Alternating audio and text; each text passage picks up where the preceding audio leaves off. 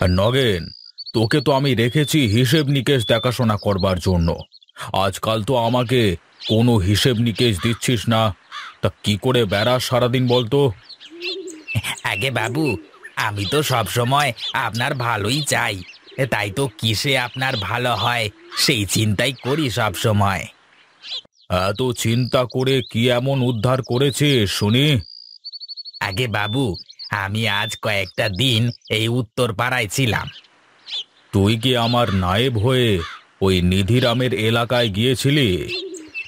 হ্যাঁ বাবু, আমার কথাটা তো শুনুন আগে, তারপর আপনার যা ভালো মনে হয় তাই করবেন। আচ্ছা ঠিক আছে, বল কি বলবি। বাবু, আমি গিয়েছিলাম ওই নিধিরামের খোঁজ নিতে। এই নিধিরাম তো তার এলাকা থেকে অনেক জমি কিনে নিচ্ছে। কেন? জমি কেন কিনে নিচ্ছে? গোপনে খবর পেলাম, আস্তে আস্তে নিধিরাম ওর গ্রামের সব জমি কিনে নেবে। তারপর ওই জমি মানুষের কাছে লিজ দেবে, যাতে করে ওর মোড়ল হিসেবে আধিপত্য বজায় থাকে, মানুষকে সারা জীবন শাসন করতে পারে। বলিস কি রে তুই? সত্যি সত্যি কি নিধিরাম এগুলো করে বেড়াচ্ছে? আপনার যদি আমার কথা বিশ্বাস না হয়ে থাকে, তাহলে আপনি একটু খোঁজ নিয়ে দেখুন। নিধিরাম এই কাজ করুক বা না করুক, বুদ্ধিটা কিন্তু একদম মন্দ না। আমি আজ থেকে এভাবেই কাজ করব। তুই দেখ, গ্রামে কে কে জমি বিক্রি করতে চায়। আপনি এই গ্রামের জমিদার, এই গ্রামে আপনি যা বলবেন তাই হবে। আপনি যে জমি চান না কেন, সেই জমি কিনতে পারবেন। বলিস কি? আমি যে জমি ইচ্ছে সেই জমি কিনতে পারবো? তা কি করে কিনবো জমি, আমাকে বল দেখি। বাবু, আমার পরিচিত একটা উকিল আছে। সেই উকিল যে কোনো জমির কাগজ আপনার নামে করে দিতে পারে, যে কোনো মিথ্যাকে সত্যি প্রমাণ করে দিতে পারে। আপনি যদি বলেন, তাহলে আমি একদিন উকিলটাকে ডেকে আনি। বেশ বেশ, তুই কালকে ডেকে নিয়ে আয় ওই উকিলটাকে। আমি কথা বলতে চাই ওই উকিলের সাথে। আচ্ছা ঠিক আছে বাবু, আমি কালকে ডেকে আনবো উকিলকে। আমি এখন আসি, কেমন?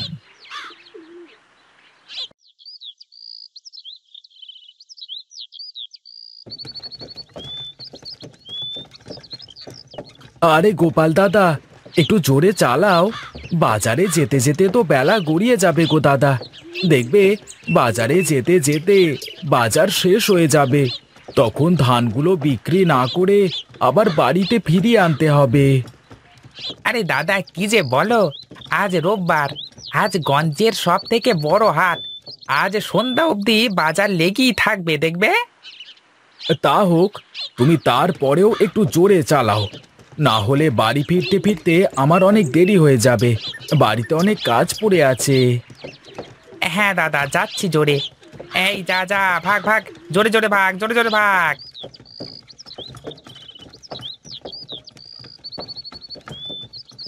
দাদা, আগে গিয়ে বাজার দর ভালো করে জেনে নিতে হবে।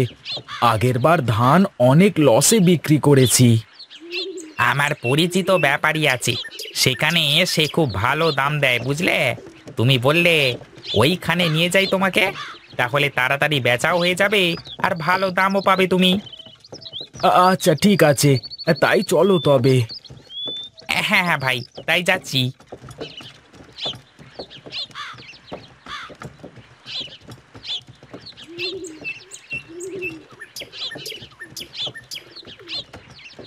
আরে গোপাল দাদা, তুমি আজ কতদিন পরে আসলে আমার বাড়িতে।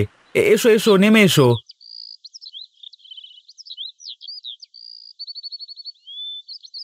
তা গোপাল দাদা, ধান নিয়ে আসা হয়েছে নাকি? হ্যাঁ গো দাদা, ধান নিয়ে এসেছি। এই দেখে এসো ধানগুলোকে। এই হরি, যা তো, এই ধানগুলো গাড়ি থেকে নামিয়ে আড়তে রেখে দে। তা বাবু, মেপে নেবেন না ধানগুলোকে? আরে দাদা, আপনি মেপে নিয়ে আসেননি ধান? হ্যাঁ, আমি তো মেপে নিয়ে এসেছি। 12 মণ ধান আছে। তাতেই হবে, আর মাপ দেওয়া লাগবে না আমার। এই নিন আপনার টাকা। ঠিক আছে দাদা, আমি এখন আসি তাহলে। চলো গোপাল দাদা।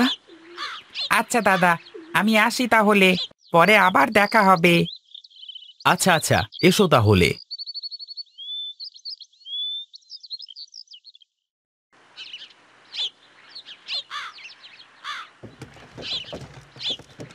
দাদা, এই কানাই তো অনেক ভালো মানুষ মনে হচ্ছে। আজকাল এমন মানুষ পাওয়াই যায় না। হ্যাঁ দাদা, কানাই অনেক ভালো মানুষ। আমাদের গ্রামের অনেক মানুষ বিভিন্ন সমস্যা নিয়ে তার কাছে গেলে সে সমাধান করে দেয়। আর কানাই দাদা অনেক ধনী লোক। মুখে শোনা যায় আমাদের জমিদারের থেকেও তার অনেক বেশি সম্পত্তি আছে, বুঝলে?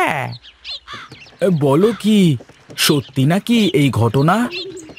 হ্যাঁ গো দাদা, একদম সত্যি।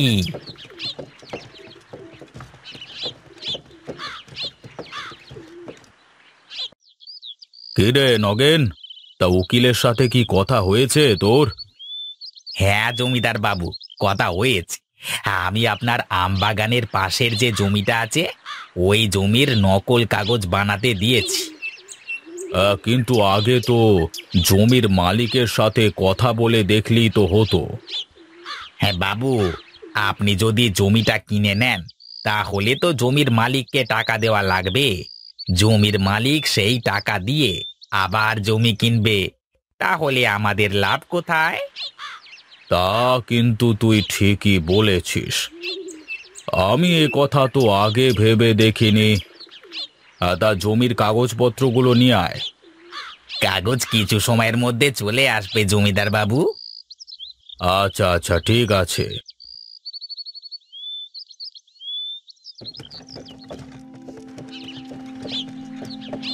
এই ভর দুপুর বেলায় এরা এইখানে কি করে? যাই তো, গিয়ে দেখি।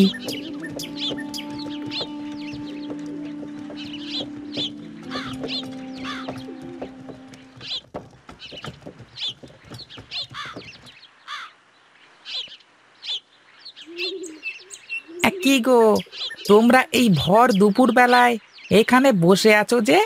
কি ব্যাপার, কি হয়েছে তোমাদের? সে কথা আর বলো না গো, জমিদার আমাদের সবার জমি দখল করে নিয়েছে। কি করে জমি দখল করে নিল? তোমাদের জমি কি করে জমিদার দখল করে নিতে পারেন? জমিদার কাগজ দেখিয়ে বলেছেন এই জমি নাকি তার দাদার।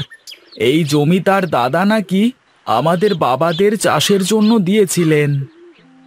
না, জমিদারের এই অত্যাচার তো মুখ বুজে সহ্য করা যাবে না। জানো আমার সাথে কি হয়েছে? ওই জমিদারের শাগরেদ নগেন এসে আমাকে বলেছে যে আমার দাদা নাকি জমিদারের দাদার থেকে 5 পয়সা ধার নিয়ে আমাদের ওই বাড়িটা করেছিল। তারপরে নাকি আমার দাদা ধার শোধ করেনি, সেই জন্য আমার বাড়ি জমিদার নিজের নামে করে নিয়েছেন। এই বলো কি গো, তা তুমি এখন থাকছো কোথায়? আমি এখন নিজের পৈতৃক সূত্রে পাওয়া জমিতেই ভাড়া থাকছি। মানে জমিদার তোমার বাড়ি ছিনিয়ে নিয়ে তোমার কাছেই ভাড়া দিতে চেয়েছেন, তাই তো? হ্যাঁ গো হ্যাঁ। তোমরা চলো আমার সাথে, ওর একটা ব্যবস্থা আমি ঠিক করে দেব।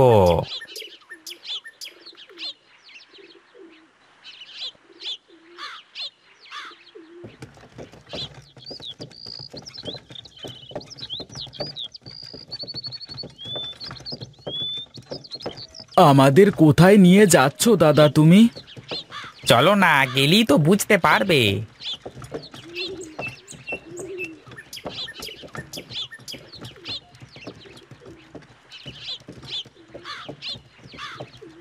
সবাই গাড়ি থেকে নেমে আমার সাথে এসো।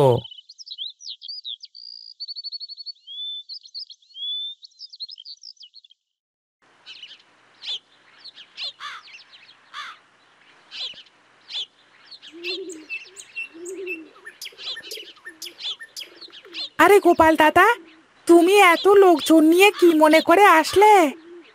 চলো চলো ভিতরে চলো, কথা আছে।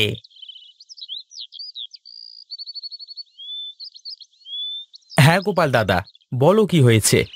এত লোকজন নিয়ে আমার বাড়িতে? জমিদার নকল কাগজ বানিয়ে লোকজনদের কাছ থেকে বাড়ি ঘর জমি জাতি সব কেড়ে নিচ্ছে। যে করি হোক, একটা বিচার করতেই হবে। সবই তো বুঝলাম। সবার আগে এই নকল কাগজ বানানোর রহস্য উদ্ধার করতে হবে। তোমরা একটা কাজ করতে পারবে? কি কাজ বলো কানাই দাদা? ওই জমিদারের একটা সাগরেদ আছে না, নগেন, ওইটাকে আমার কাছে নিয়ে আসতে হবে। ঠিক আছে, হয়ে যাবে। ওই বেটা রোজ রাতে বাজারের পথ দিয়ে একা একা বাড়ি যায়। আমরা ওকে রাতে আপনার কাছে নিয়ে আসব। আচ্ছা ঠিক আছে, বাকি কথা রাতে হবে তাহলে। তোমরা রাতে আমার কাছে আসবে, কেমন? আচ্ছা ঠিক আছে গো, তাহলে এখন আমরা আসি।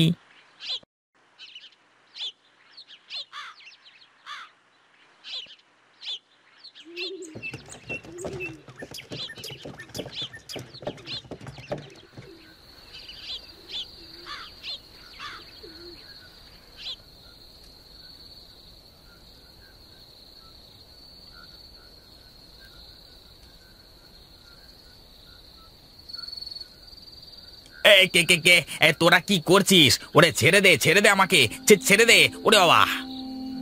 আরে আরে, কেউ এই ব্যাটার মুখে একটা কাপড় বেঁধে দে।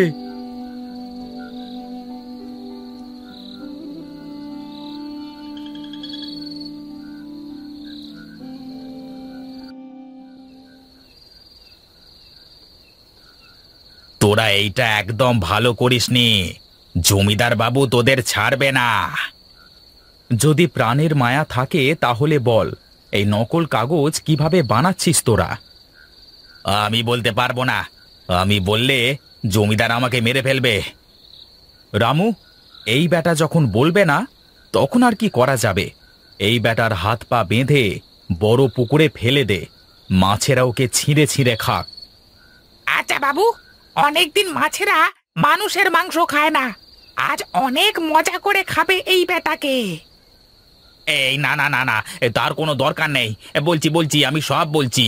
ওরে বাবা, এই প্রীতম নামের একটা উকিল আছে, ওকে ভয় দেখিয়ে আমরা এসব কাজ করাই। ঠিক আছে, এখন প্রীতমকে ফোন দিয়ে বল এখানে আসতে, আর কেউ যেন জানতে না পারে তুই বিপদে আছিস। আচ্ছা আচ্ছা ঠিক আছে। হ্যালো প্রীতম, একটা বড় কাজ পেয়েছি। তুই এক্ষুনি উত্তর পাড়ার মোড়ের উপরে চলে আয়।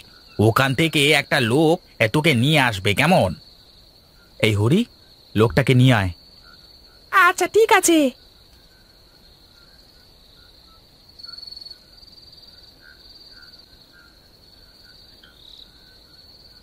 এই যে বাবু, লোকটাকে নিয়ে এসেছি।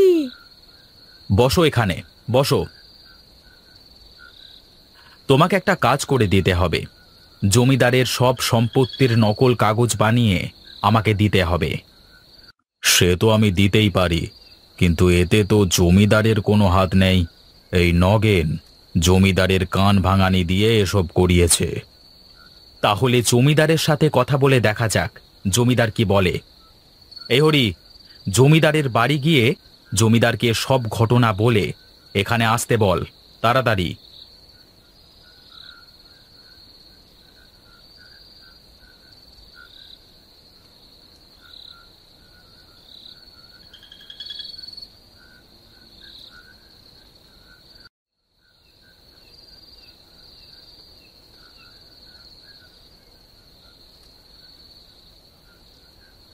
এই ব্যাটার কথা শুনে আমার বড্ড ভুল হয়ে গেছে। আমি কারোর সম্পদ জোর করে নেব না। এই নাও, সবার কাগজ আমি ফিরিয়ে দিলাম। সে তো হয়েছে, কিন্তু এই নগেন ব্যাটাকে কি করব? লোকের মুখে শুনেছি তোমার পুকুরের মাছেরা নাকি মানুষের মাংস খায়।